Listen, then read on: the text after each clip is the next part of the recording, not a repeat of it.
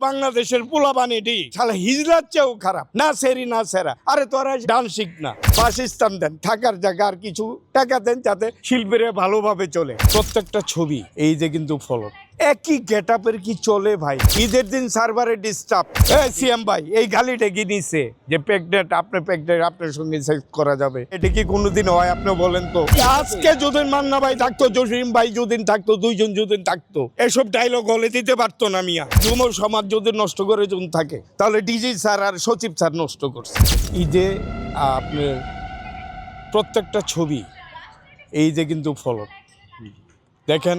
এই যে আমাদের যে চলচ্চিত্র শিল্পী সমিতির থেকে মনে করেন প্রিন্ট ছবিটা ভাবছিলাম যে লন্ডনের প্রিন্সদের নিয়ে তাদের গল্প নিয়ে ছবিটা নির্মাণ হয়েছে। প্রিন্ট ছবিটা ভিলেন যে কাস্টিং করছে তাকে তামিলের এক ভিলেন, তাকে কেউ কিন্তু চিনেও না। সে মুরগি হাতায় তাই নিচে নামতেছে। ওই জায়গায় আমি দুটো শিল্পীকে আমি মানে চয়েস করছি। আমাকে আপনার বিডিআর হলের যে অফিসার আছে, বিডিআর অফিসার আমাকে বলছে নাসিম ভাই ছবিটা দেখে যান। আমি বিডিআর হলে ছবিটা দেখছি। ছবিতে 100% কাজ হলো ইন্ডিয়াতে। তাহলে যৌথ প্রযোজনও কিছু না, ইন্ডিয়াতে 100% কাজ করছে।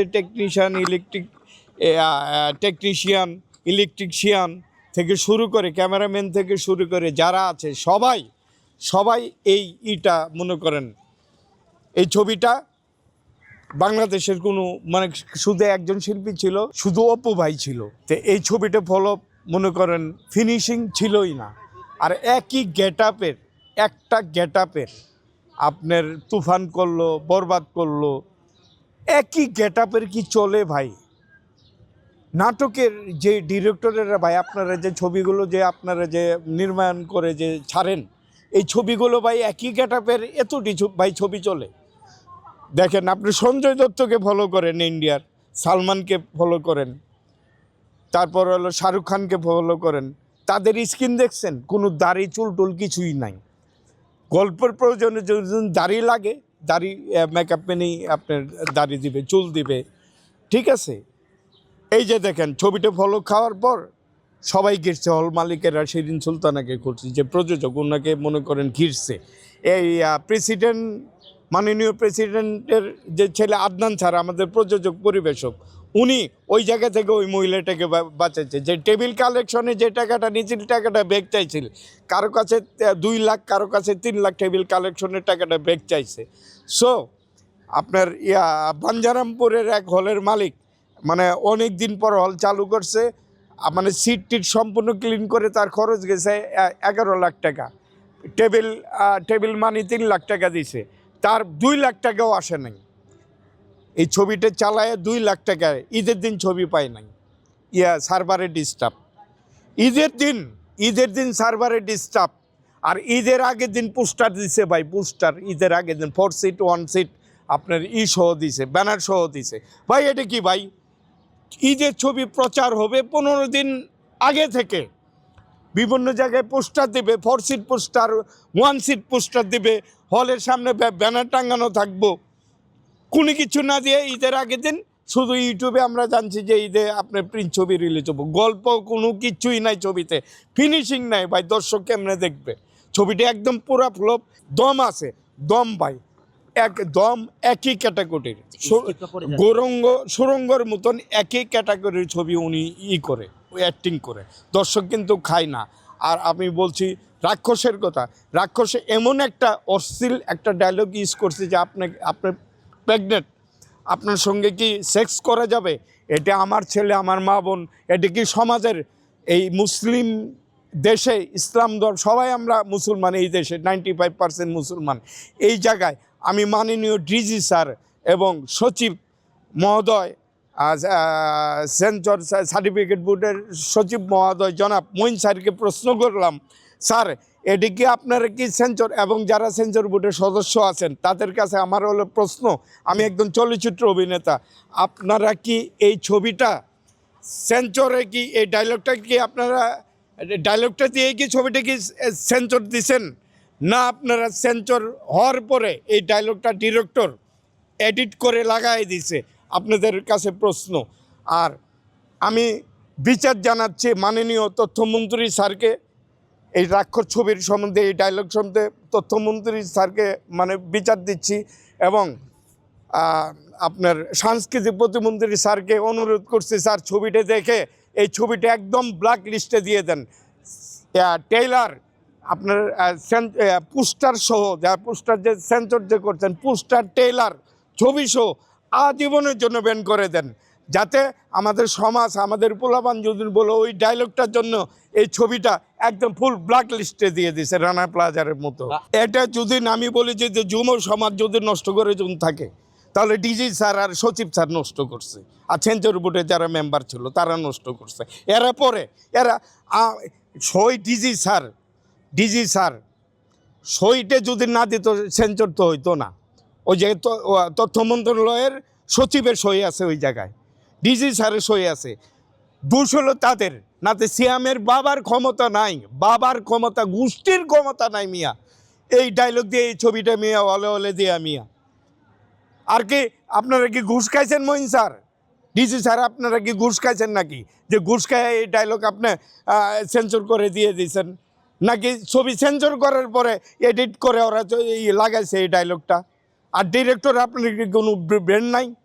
আপনার তো সিটআপ থেকে আসলে আপনার বুদ্ধি থাকতো। আপনি যদি সিটআপ থেকে আসেন, আপনি যদি ডিপ্লোমা করে আসছেন, কাজে সমস্যাকে নষ্ট করবেন না।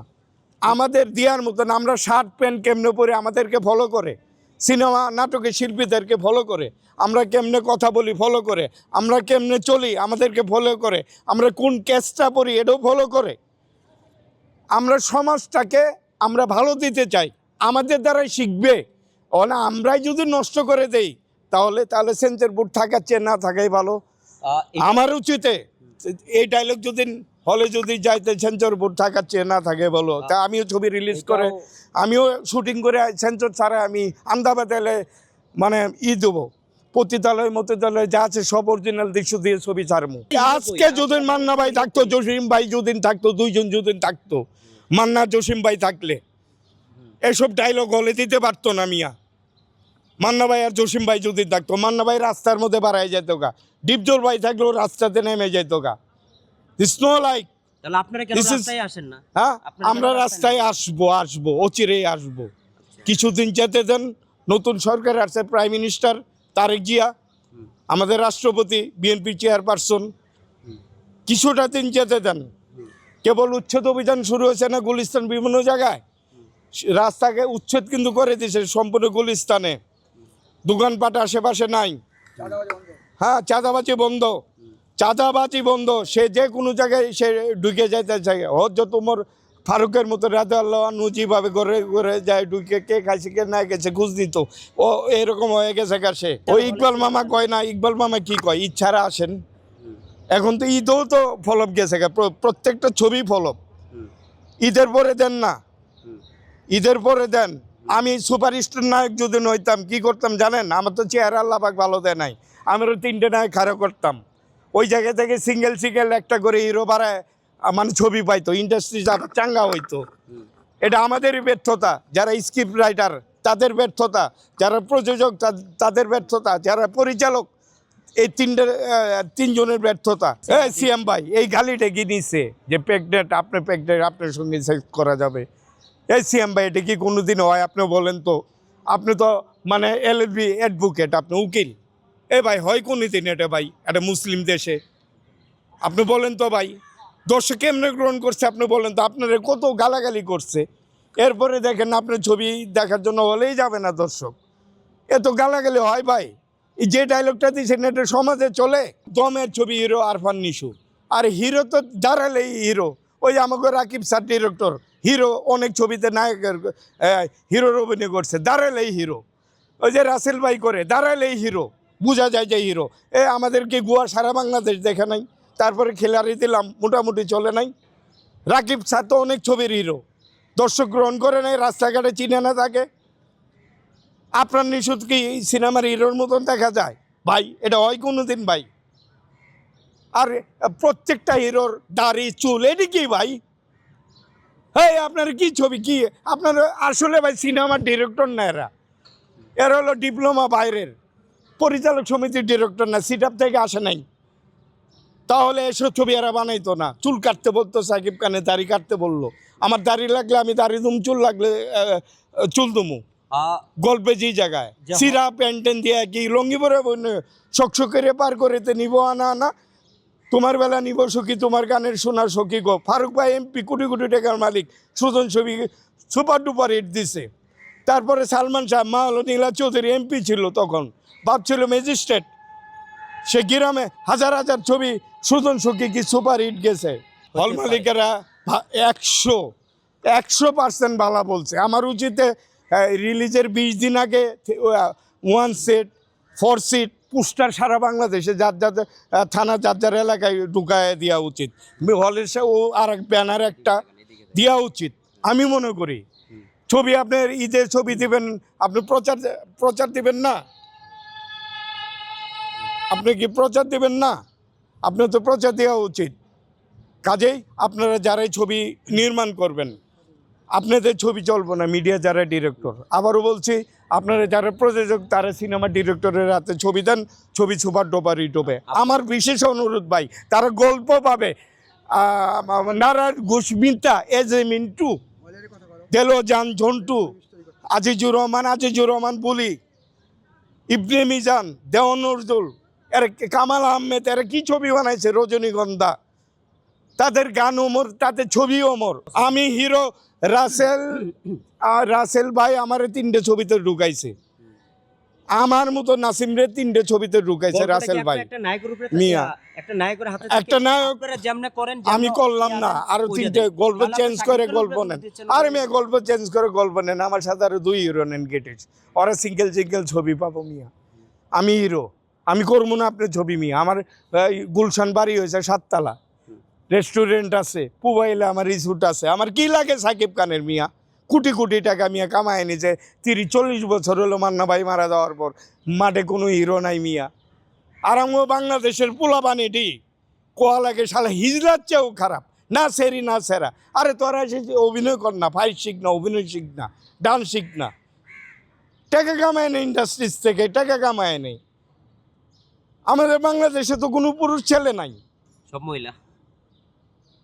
কত স্মার্ট পোলা বানাইছে, ইউনিভার্সিটি মেডিকেল, কত ভালো ভালো ঘরের পোলা বানায়। তোরা আইসে সিনেমাতে অভিনয় কর, ভিলেন কর, নায়ক কর, বাপের অভিনয় কর। আর আরেকটা কথা বলে যাচ্ছি, আমাদের এই ইন্ডাস্ট্রি যে ভদ্র অনেস্ট একটা ছেলে জুন থেকে থাকে, এটা হলো শিবা শানু। সে তার জীবনে এক ছবিতে যে প্রথম জন আসছে, তার সাথেই কিন্তু আমরা এফডিসিতে আসছে অভিনয়, চলচ্চিত্রে আসি। কিন্তু এমের ছবিতে বাপের অভিনয় করছে। মিয়া গেট আপ, দাড়ি মারি লাগায়, লম্বা চোরা, অরিজিনাল বাপের অভিনয় করছে। প্রথম মেরে ফেল যায় ওরে, তারপরে ছবি স্টার্টিং শুরু হয়। দর্শকের জন্য বলবো, আমাদের ইন্ডাস্ট্রি যে ভদ্র, ইয়াং এবং ভালো একটা ছেলে শিবা শানু, সে আমাদের নির্বাচন ঘনিয়ে এসেছে, কাছে এসেছে। তাকে আমরা অনুরোধ করব, আমি চলচ্চিত্র অভিনেতা হিসাবে, দেখেন আমাদেরকে বাঁচান। আমাদের ঘরবাড়ি কিছু নাই, অনেক শিল্পী অসহায়, অনেক শিল্পী চিকিৎসায় মারা যায়। যেহেতু আপনার সঙ্গে মাননীয় প্রাইম মিনিস্টার,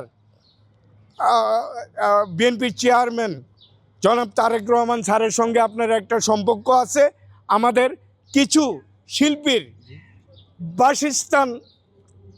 বাসস্থান দেন, থাকার জায়গা আর কিছু টাকা দেন, যাতে শিল্পীরা ভালোভাবে চলে। আর সেকেন্ড, এই দেশে রোহিঙ্গার যদি পুনর্বাসন যদি হয়, এই দেশে আটকে পড়া পাকিস্তানিদের যদি পুনর্বাসন যদি হয়, তে বাংলাদেশে একটাই ফেডারেশন, একটাই চলচ্চিত্র সমিতি। আমাদের যারা অসহায় শিল্পী আছে তাদের কি পুনর্বাসন কি মাননীয় তারেক জিয়া, মাননীয় তথ্যমন্ত্রী আপনারা কি করবেন না? মাননীয় এমডি এফডিসির আপনারা করবেন না? আমাদের এই শিল্পীদের জন্য একটা বাসস্থান করেন, যাতে আমরা মৃত্যুর আগ পর্যন্ত সব শিল্পী মিলে থেকে আমরা ভালোভাবে এই দুনিয়া ছেড়ে চলে যেতে পারি। আপনাকে ধন্যবাদ, আন্তরিক শুভেচ্ছা এবং অভিনন্দন। আসসালামু আলাইকুম প্রিয় দেশবাসী, সবাইকে আসসালামু আলাইকুম রহমতুল্লাহ।